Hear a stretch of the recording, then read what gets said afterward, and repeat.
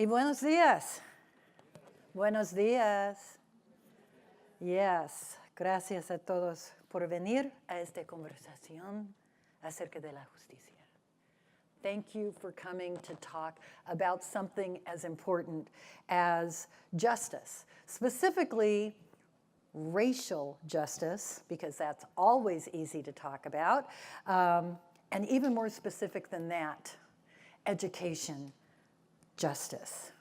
And I thought I would start, like any good teacher, by reading you a textbook because, yes, that is always on our minds. This is a book, Hello, Mexico, that if you could see, it is property of the El Paso Public Schools in the 1970s. And a friend of my husband's gave it to me and said, you might find this interesting. He's a professor at the university in Juarez. And I put it on the shelf. I forgot about it. And then I took it off one day when I was kind of bored, and I went, oh, well, you know, I really don't know a lot about Mexico. My mother's from Panama. So I started reading it, flipped to Who Are the Mexicans? Let me read a little bit. Mexicans are great sweepers and cleaners. Even in the porous dirt floor hut, the housewife sprinkles and sweeps the floor. But beyond the broom's end, the effort stops. Trash is allowed to litter the streets, sidewalks, parks. Mexicans are just so clean and no cleaner. El Paso Public Schools. It gets bad after that. This was in the El Paso Public Schools, and you know that many of those students were of Mexican heritage. And they're reading Who Are the Mexicans? I feel perfectly qualified to talk about racial justice today in education because I am a 6th grade teacher from Utah, where diversity means you found a Presbyterian, which is of course not true, but it's what everybody assumes.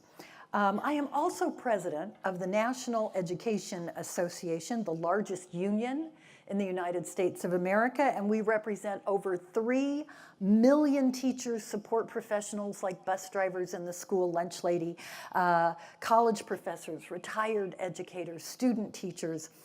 But even more than that, I think it's important that you know that I am a fabulous teacher. I am amazing. I'm holding back. I'm better than I think I am. I have taught all kinds of kids in the last 20 years. I have taught suburban kids who never missed a meal in their life.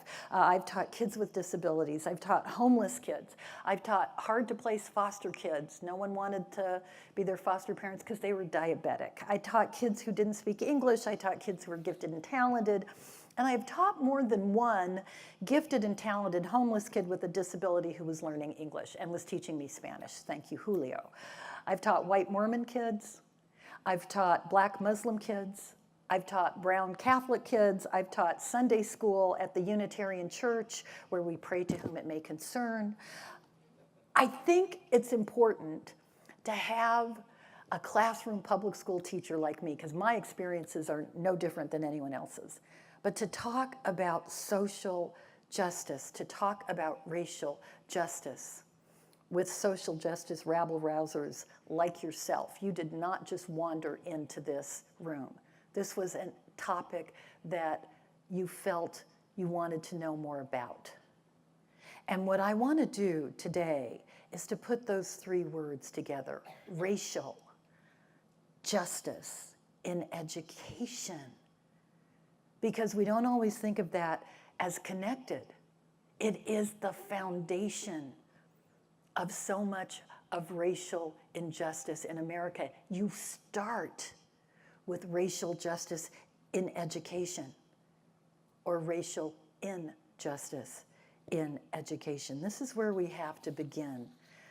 And it's a hard conversation. I was surprised how hard it was to talk about race, how hard it was to talk about an institution, a system, like how we're going to educate children in America for the last 2 centuries, to ensure that some kids got everything they needed and some kids got an okay education And some kids got what is an insult to the word education.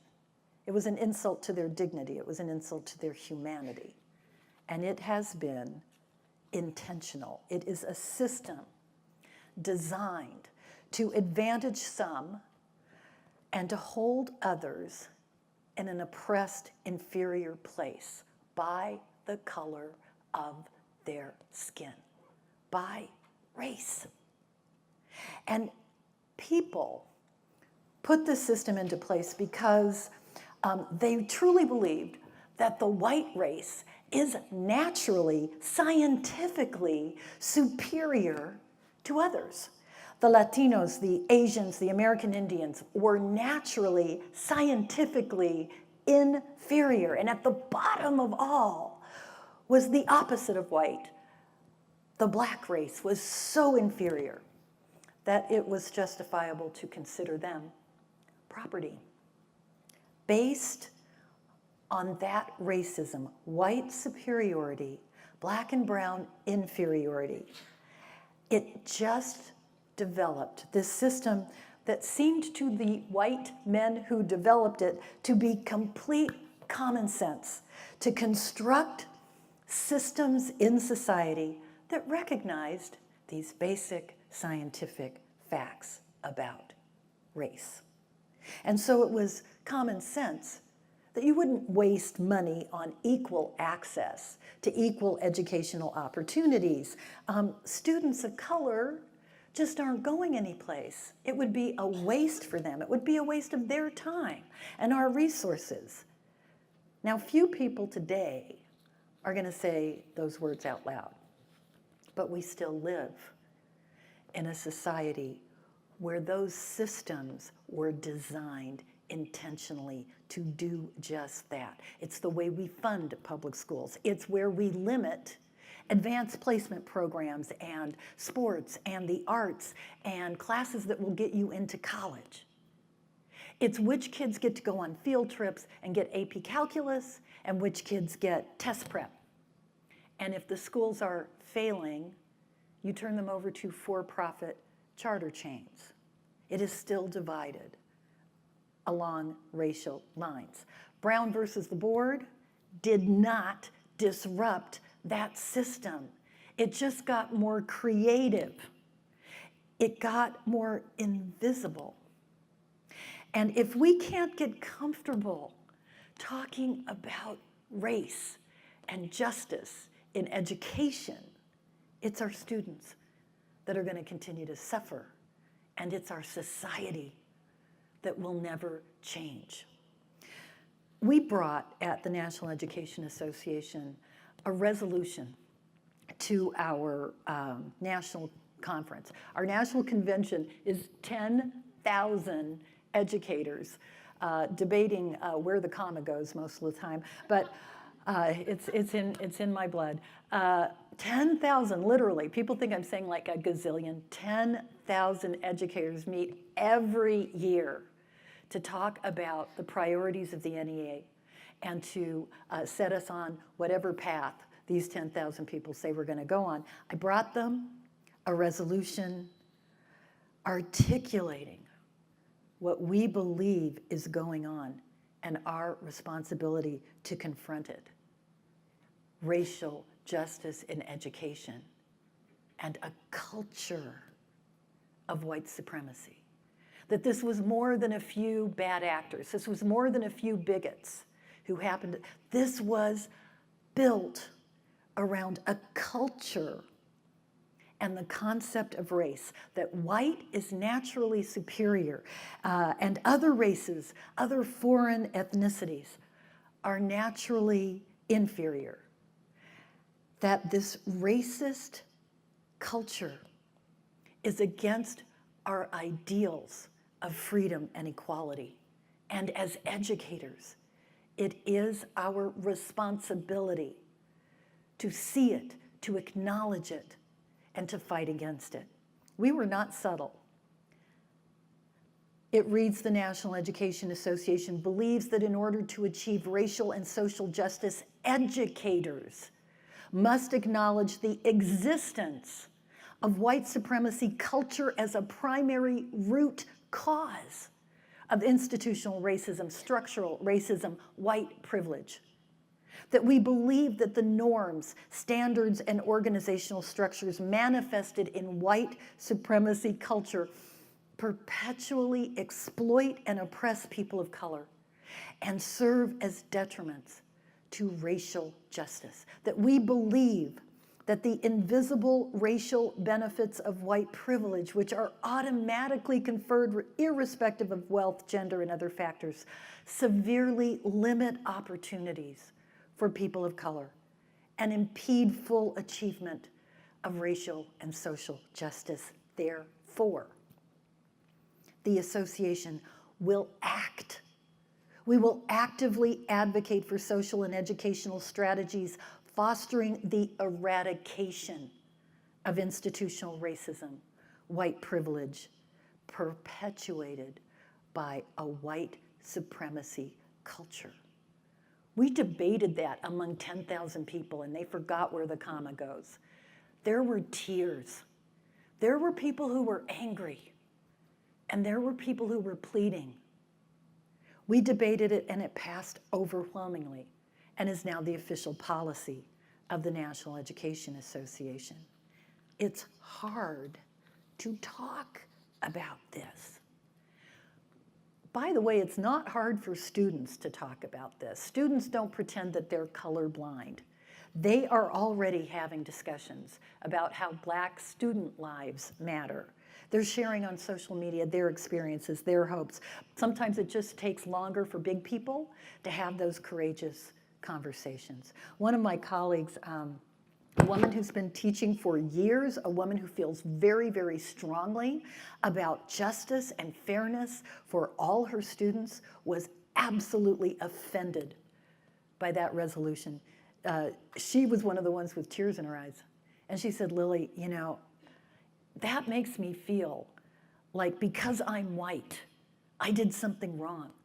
And that is not fair. I have Black kids, I have white kids. I treat them the same. I don't see color, but I do see their poverty. I do see the lives that they live. Why aren't we talking about income inequality, wealth inequality? Why do we have to make this about race? I love this woman. And I put my arms around her and I whispered in her ear, I said, we have to talk about this because it's so hard for you to talk about this. Shouldn't we be asking why those kids live in such poverty? Why poverty seems to have white, Black, and brown lines? Shouldn't we be talking about why it's so hard for us to talk about this? Why does race make us so uncomfortable? Look, she was telling me, and everybody tells me, you talk about income inequality, and you hold hands and sing Kumbaya. This is, you know, we can talk about how the system is rigged to advantage those who are already wealthy and keep those who have no wealth oppressed. We can talk about solutions to poverty. We can have open debates. It doesn't make anyone feel uncomfortable no matter what their income level is. But when we talk about a system that's rigged to advantage whites, rigged to oppress communities of color, it triggers a different kind of chemistry, a different kind of dynamic.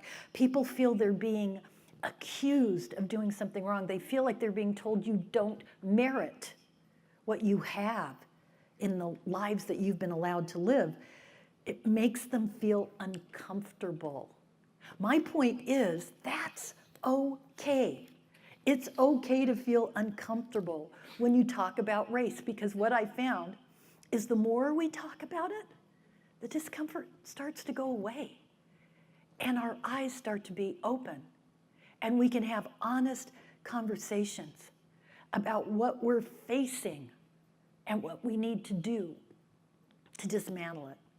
Every time we fail to call it out and speak its name, every time we fail to hold ourselves accountable to the part we play without our consent, we have a part that is hardwired in this system, every time we refuse to talk about something that makes us uncomfortable, then we perpetuate the continuation of institutional racism. Let's watch a video.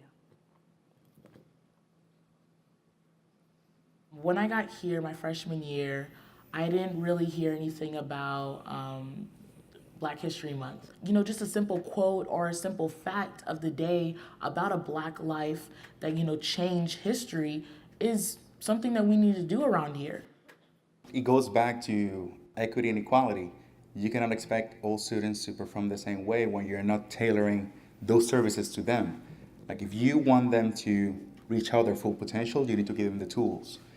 I hear a lot of stuff, you know, with Donald Trump in the wall in our school.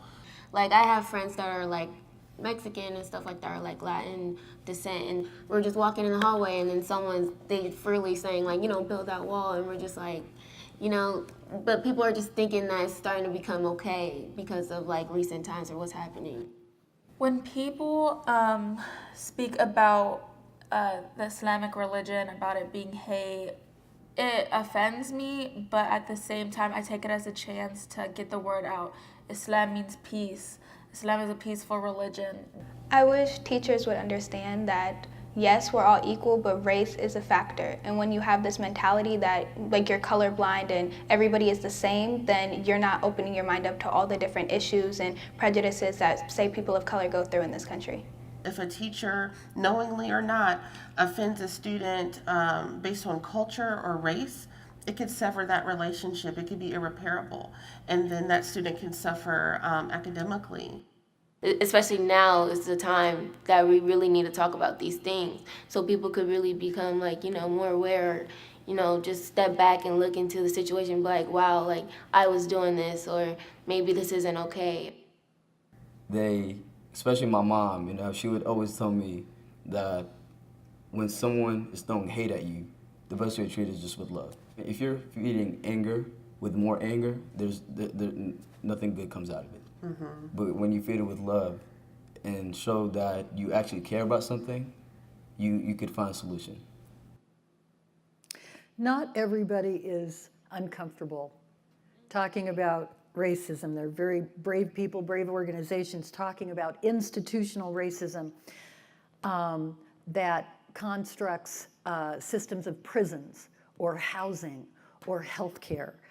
I'm here today as a teacher because I believe the most insidious type of systemic institutional racism is the one that denies education. The formula for all institutional oppression, to keep powerful people, the oppressors, in power, to deny power to the oppressed, is always the same. It's always a formula. You suppress democracy. You make sure certain people have no political voice. You suppress labor unions. You do not want a thriving middle class. You want workers to be humble and obedient and underpaid and fearful of losing the little they have. But most of all, you suppress education. You want to keep women in their place, you don't allow them in the universities. You keep the poor in their place. You keep immigrants, the disabled. American Indians are forced into boarding schools away from their parents, away from their culture, away from their language. Native Hawaiians, all through the 1800s and a lot of the 1900s, are limited to a third-grade education. And it's all a plan of the pineapple plantation owners. They get a third-grade education, and then we get them on our plantations. Enslaved Black people are made criminals for learning how to read. Freed Black people are forced into segregated schools designed to make them feel their inferiority, to accept their inferior place in the world. This suppression goes back so long that it becomes part of your reality. It becomes part of your world. It just starts to feel normal to the vast majority of people, including the oppressed themselves. Generation after generation are raised to believe that this is the way the world simply is, not to question the way the world simply is. and this was had no greater impact than in education. The secret sauce to successful systemic racism is to make it all look normal, to make it look common sense, maybe even scientific. Look, these schools have counselors and librarians and computers and AP everything and theater and sports and dance and music and French classes and everything you need to get to Princeton. And those schools get test prep and for-profit charter schools. And then you say, and yes, these schools are in upper middle class white neighborhoods, and those schools are in poor black and brown communities. But you know, it's just common sense because it's not racist. You get more funding from property taxes that fund those schools in rich neighborhoods. So those schools are naturally able to afford more. There is nothing natural about tax policy. Tax policy is not photosynthesis. It is not a chemical reaction. It is the most intentional, man-made part of a political system. Somebody makes a decision on how they're going to fund public schools. They know exactly who will have and who will not have. And the result today by those kinds of intentional man-made policies is the very same as under segregation. We have separate systems, one predominantly white and the other predominantly for communities of color. They are separate, they are unequal. This is not normal. This is by design. But it feels normal because of the implicit bias in our minds. We accept it. Look at the Blackface scandals in Virginia. Oh, good Lord. You don't think every single politician in this country right now is going through their old yearbook pages because they want to see what's in there? They don't remember. They don't remember if there's something in there that would embarrass them because they just lived these normal lives, you know? And here, you know, those folks were just having a little fun and everybody was doing it.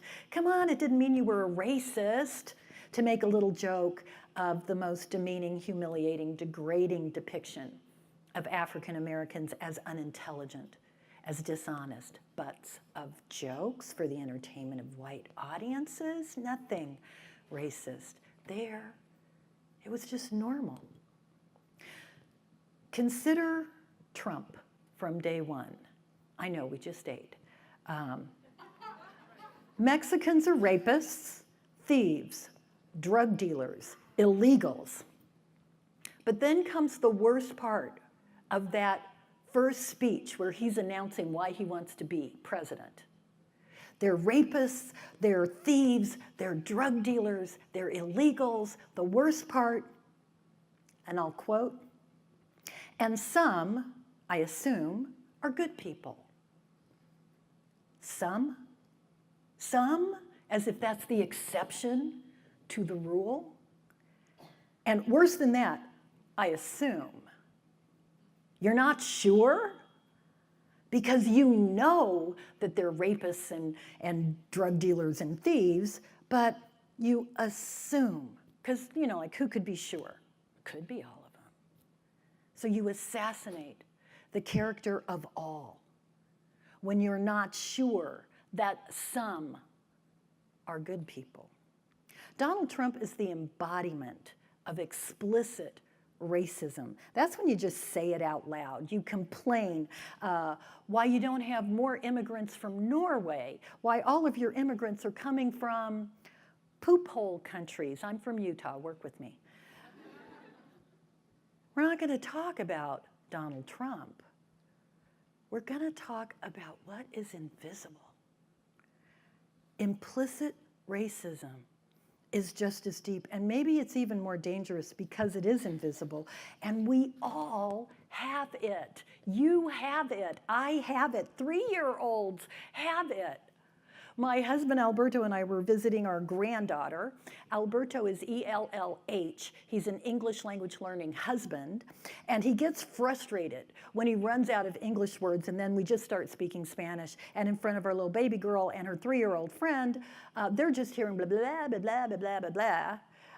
And I'm saying, pero mi amor, tú sabes que siempre tengo razón y siempre estás equivocado. You don't need to know what that means, but we were having a fight and I was winning. Okay? And baby girl, her friend, 3-year-old, is angry. And she's listening to this for a minute and she goes, stop it. Talk normal. And we laughed until I remembered my mom explaining to me why she didn't teach us Spanish. She said, you know, when I came to this country, and I could find someone to speak Spanish with, I noticed that the people around us were all frowning as if we were doing something wrong. And so I just not only decided not to teach my kids Spanish, I decided to stop speaking it. And she had tears in her eyes. And she said, I thought I was protecting you. People don't like hearing something different. No one ever said a word to her, but she could feel it. And by the way, I do speak Spanish now. All teachers can learn. And if you want to learn real Spanish, authentic Spanish, really fast, I recommend my method of marrying a Mexican. It's so much easier than Rosetta Stone. Our brains automatically, the way that our brains are constructed, they categorize these thousands of experiences we have every day.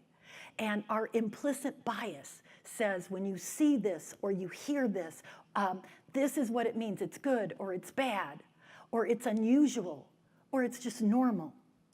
How something looks, how something sounds. With implicit bias, you learn to just breathe when something seems normal. You just walk right past it. But what seems normal to you, if you have not given it thought, if you have not shaken yourself enough to say, what am I seeing here that might not be normal, can have dire consequences about the decisions you make and how you automatically feel about people based on race.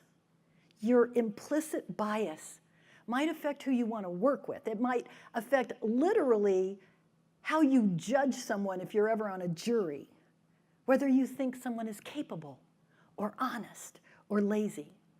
For a teacher, it might affect who you think should be suspended because you need to be taught a lesson, or who you think deserves a second chance. Because, you know, this is so unusual for you. And everybody makes mistakes. Who gets counseled into college-level courses? And who gets tracked into remedial reading? Study after study finds that students of color are disciplined more harshly, less likely to be identified as gifted and talented. Black students are 3 times more likely to be suspended and expelled than their white counterparts for the same types of infractions. Black children make up only 18% of preschoolers. They make up 55% of preschoolers who are suspended. Why are we suspending any preschoolers? That is another speech. To tackle institutional racism, we have to be aware of every part of that system, including the silence of implicit bias that binds us as educators to the larger system, so that sometimes we don't see what needs to be disrupted and dismantled. Let's watch a movie. Culture is, I can laugh about it, and when it comes to school, I have to be, it feels like I almost have to be a different person. Like I have to write different, I have to make different references, I have to read and understand certain literature in order to make the references or understand the references that are in the readings. And that's unfair. That's an advantage. Whether people want to see it as that or not, it is. So you're asking me to not only have my culture, but learn another one. That's almost telling me that my culture isn't good enough. Kids of color are invisible a lot of the time because they're not represented in the curriculums. So, for example, U.S. history standards, you learn about the founding of this country, you learn about the founding fathers, things like that. When coming from my personal background, Native American, we had our own founding fathers, we had leaders in our communities, in our tribes. For people to be shocked that someone who looks like me can have a professional job, and actually that I speak English without an accent, they're just really surprised. The information that we receive from media, we start to internalize it ourselves slowly, even if we don't want to really internalize it. Even though it's negative, we still internalize it as, oh yeah, this really must be who I am, or I really must think this way towards my own race or towards another race because I have to worry about my safety, because this is what the mass media is telling me to do. We all receive the same messages from society that stereotypes students, and I think that those stereotypes play out in school all the time, whether it is giving white and Asian students the benefit of the doubt and kind of criminalizing or kind of blaming like our African American students. We know that standardized tests are white normed, and yet we continue to hold those up as the main piece of evidence of how our kids are doing. Especially in AP Lang, it's been very apparent this year. We haven't read anything or done any assignments on other cultures other than just white culture. We don't want for our students that they're an add-on. Oh, here's the real learning, but look, we also get to do this. Isn't that nice? That's for you, right? That doesn't help students feel included. We see it as racist individuals or something that is an act of racism by an individual, instead of recognizing that there are systems in place here, that our education system often reinforces the stereotypes that we continue. Our media often reinforces those stereotypes that we continue. And unless we cut that tree down, it's going to continue. Oh yeah.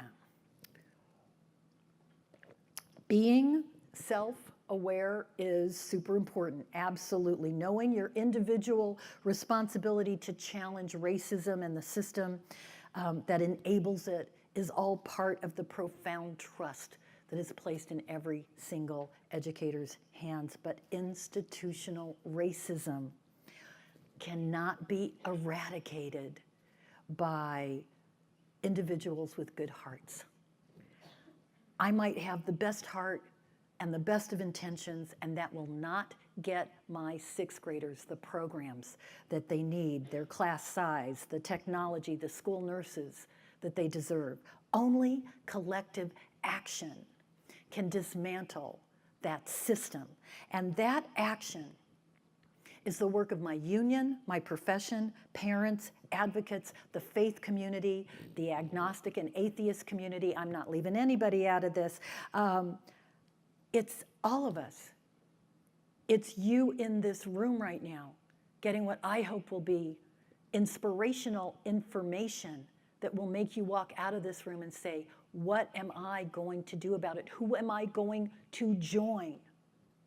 We might have noticed, you might have noticed a little thing going on with my teachers and how good we look in red.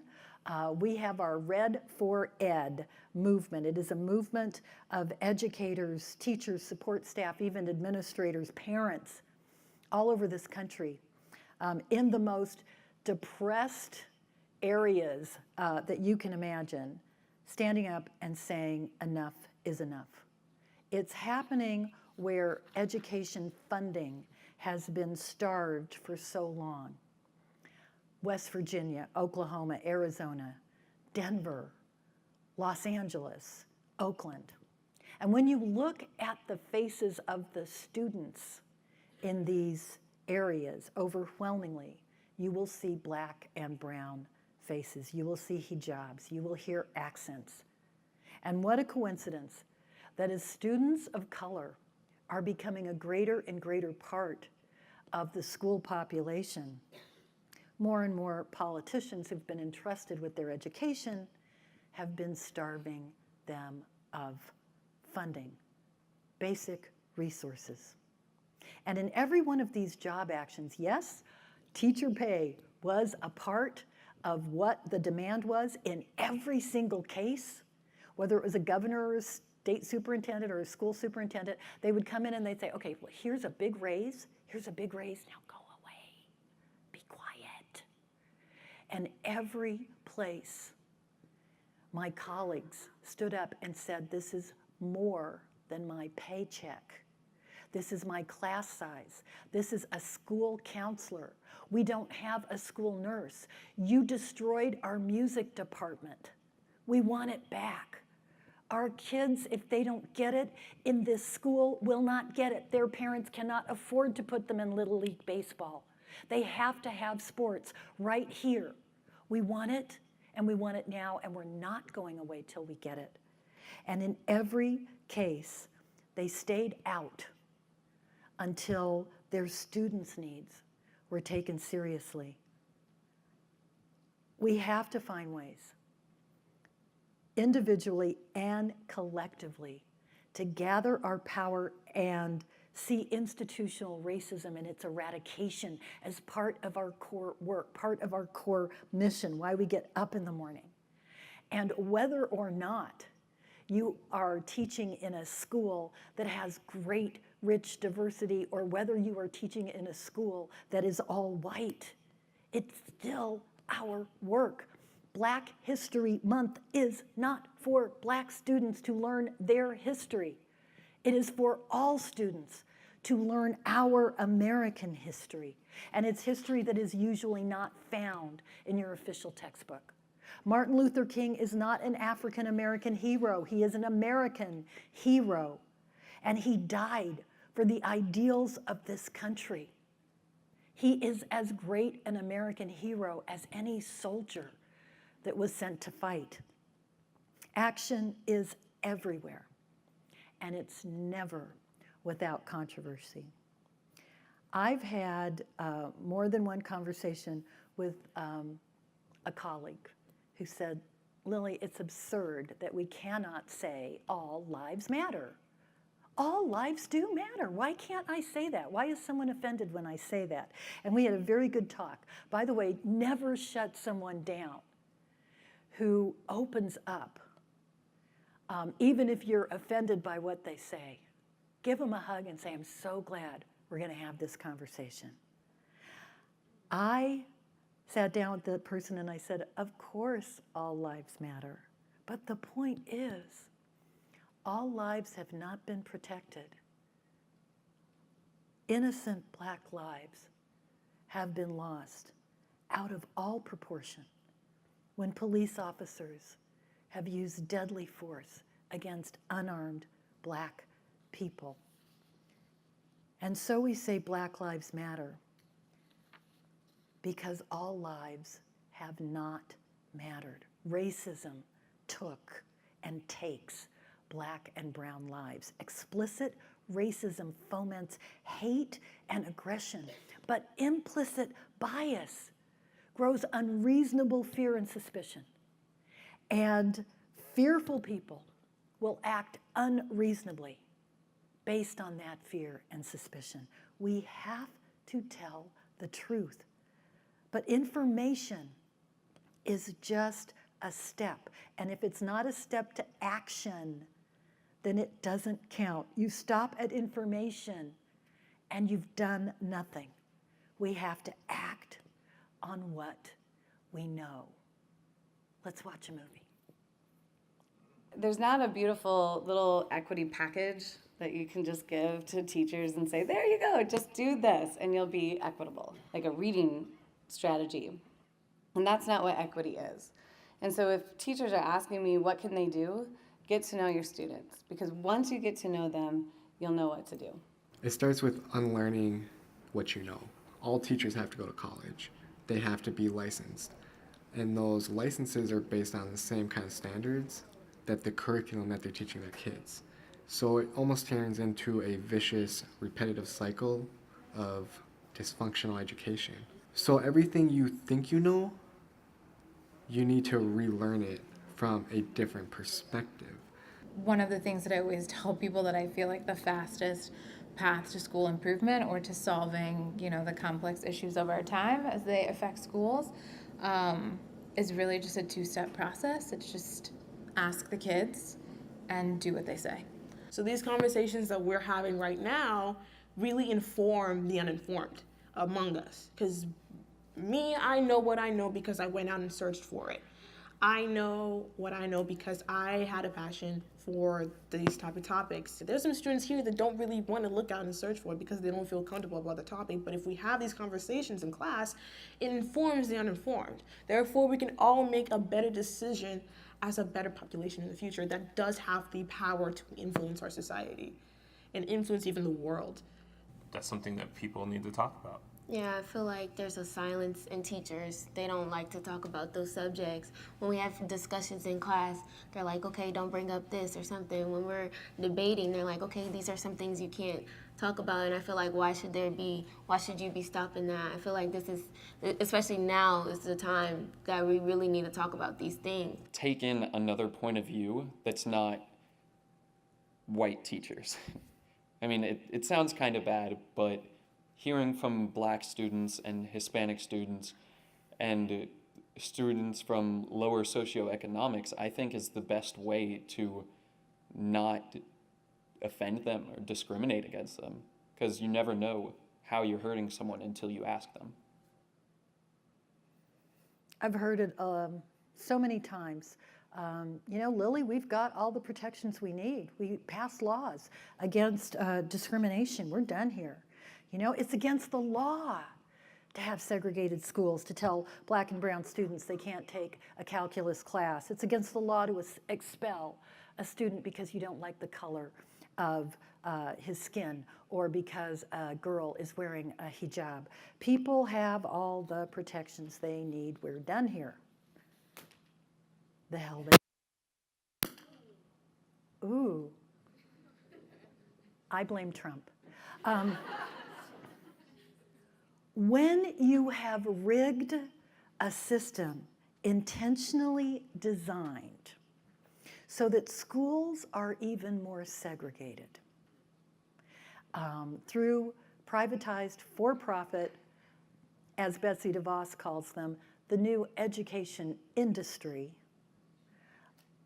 we have not arrived. We have not moved since Brown versus the board. And they made it illegal for segregated schools, and then they just said, okay, so how do we do it now? When you can tell a Black student that yes, she can take college level classes and take AP chemistry, but there's no advanced placement classes offered in her school. Well, you can take them if you can find them.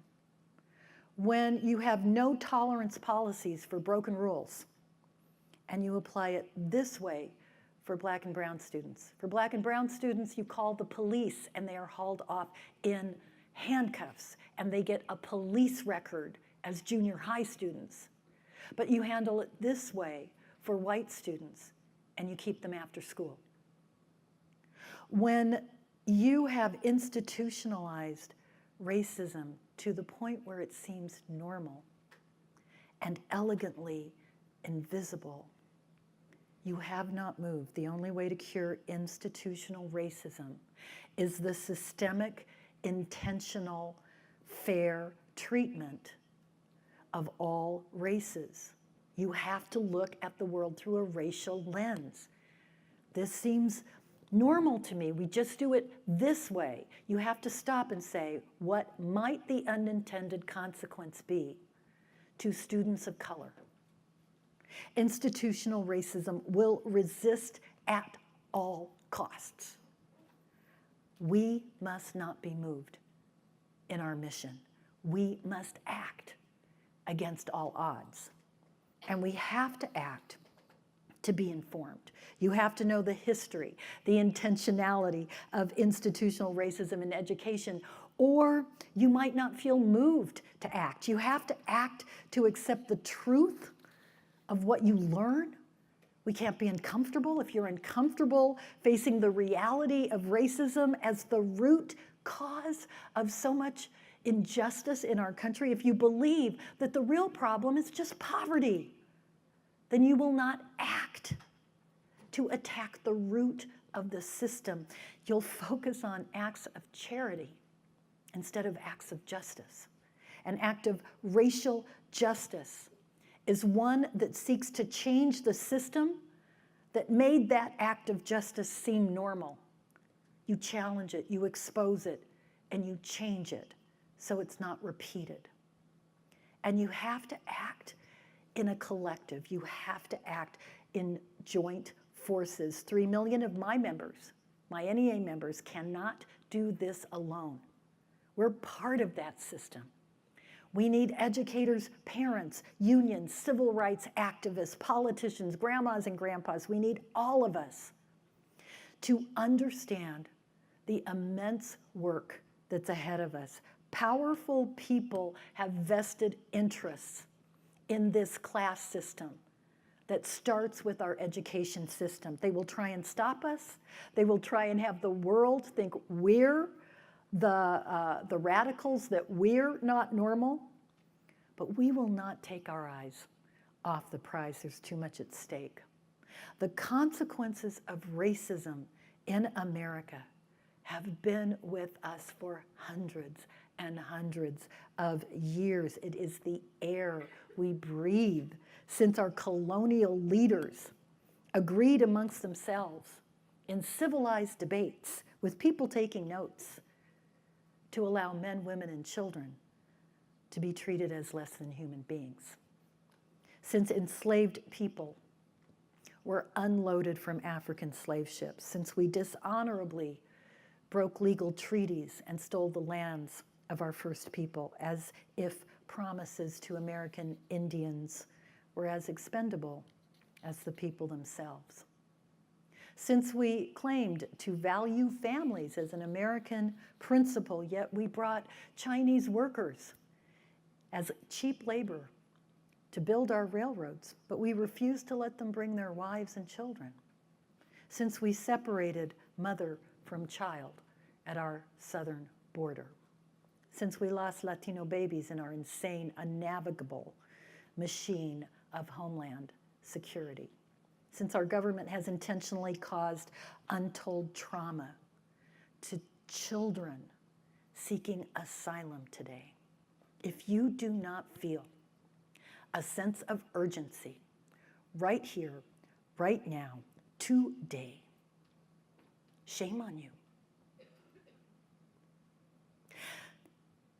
As for me and my union, our mission is clear.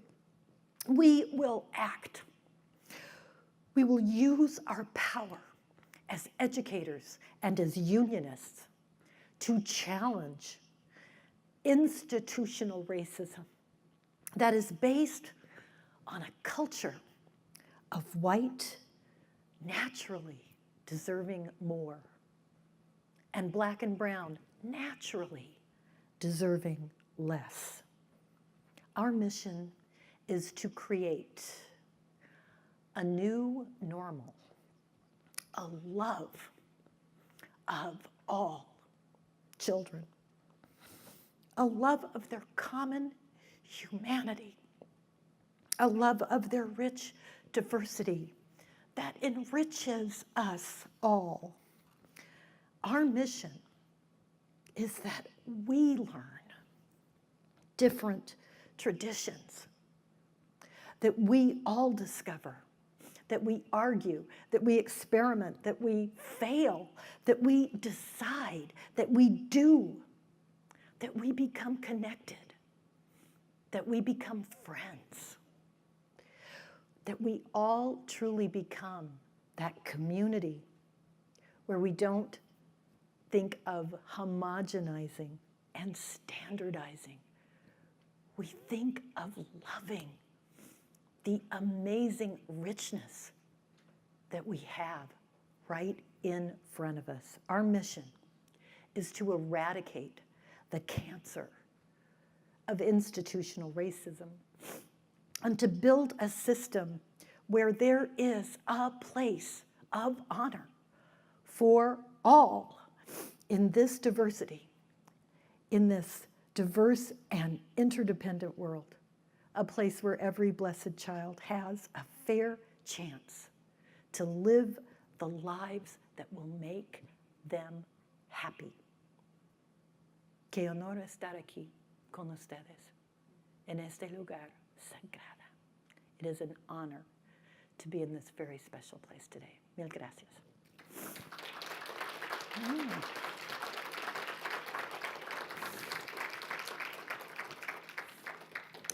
I do that all the time, okay? And I never apologize for it.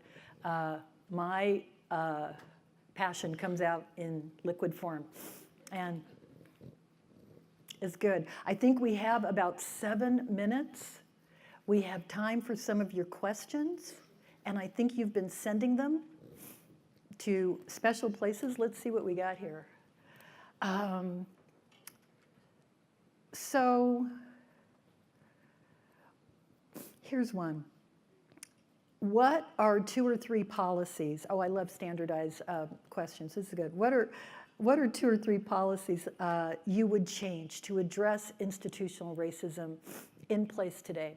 You know, when I talk about, you notice I threw charter schools in there a couple of times because I think well-intentioned people said, well, we have to do something different. We have to do something different. They threw in there, as long as it doesn't cost any more money, okay? So they limited themselves to what we give kids right now and the way we fund schools right now. And they came up with, well, if these schools are failing, we should like have them have vouchers to private schools that will take them, or let little pop-up for-profit charter schools come out, as long as they're making a profit. They came up with what they thought was a really creative idea. It's a horrible idea. It has exacerbated inequality. So what I would do is find a new standard. They were Democrats, Republicans, they got together, and that's not, bipartisan is not always good. Sometimes it's really, really bad, and you end up with no child left untested. But they were all about standards, but they kept thinking standards is a cut score on a reading and a math test. And even our friends in the Democratic Party said, you know, so all kids should hit this equal, that's a good word sometimes, cut score. And if they don't, it must be because you're not a very good teacher, or it must be because they can't escape that school. I have a new idea for a standard that goes along. It's 1, 2, and 3 that I would do. I would go into the best public school in your state. In Utah, we'd go to Park City. If you put a ski resort under your elementary school, you get really good funding from that. I would go into the best public schools in your state. We have to die for public schools. You know exactly where they are. Drive through the McMansions, and people sold a kidney to get a house so their kid could go to that public school. It's that good. And walk in there with a clipboard and a pencil and just start writing down the stuff and the staff and the programs. Wow, look at that computer in the bank in the library. Look at the school nurse. Look at the librarian. That's like finding a unicorn where I go to school. Look at the advanced placement, international baccalaureate, the sports, the music, the theater department. Just write it all down. That's your standard. That's it. You don't have to have anything special. This is what the most affluent, probably best educated parents in your state said was absolutely essential for their kids because of where they knew their kids were going to go. And they were right. I wouldn't take anything away from them. They were right.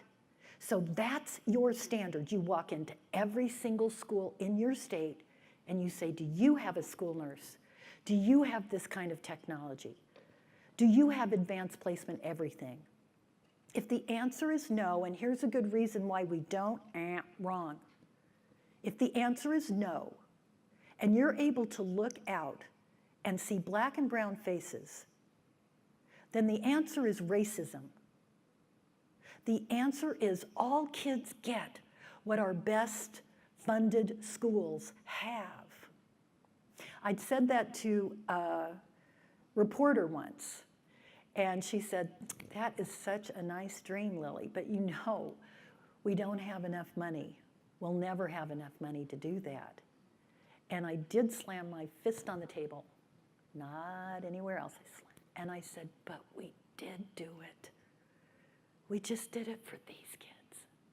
What you're saying is we can't expect to do it for those kids. And the hell we can't. We can. And we will. Here's another question. What are your thoughts on nonprofit charters? And well, this is nonprofit, okay? Are there good charters and bad charters is how I'm kind of reading that. And what they are or aren't doing to contribute to racial justice or injustice in education. I really loved the original concept of a charter school, which we have abandoned. The original concept actually came from educators. They said, you know, we'd like to be a little more creative about how we group kids, about how we focus on, say, the arts. It was really more like a magnet school, but it was, we're not going to be a specialty school. This is like how you teach. It may mean we start earlier. It may mean we have after-school programs.